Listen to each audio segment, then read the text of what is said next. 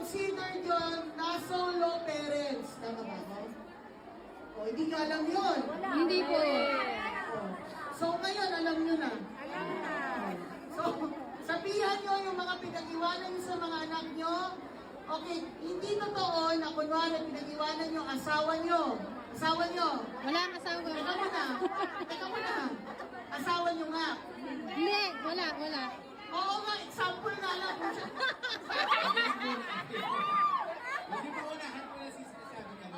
O sige, wala na kayong asawa. Gusto ko sabihin. Yes! Okay. Walang asawa. Wala. Iwan nyo yan sa kapatid nyo or ano. Considered silang solo parents. Naintindihan nyo na? Opo. O, taas ng kamay ng mga nakaintindi. O, kayo-kayo lang dito. May matatanggap buwan-buwan ang pinag-iwanan ninyo ng anak ninyo. Basta mag-rehistro sila sa LGU, hanapin ang social worker doon. Okay? Opo. O, i-text nyo na yan ngayon. Naka-record na po. Kesa pinitext yung jowa nyo.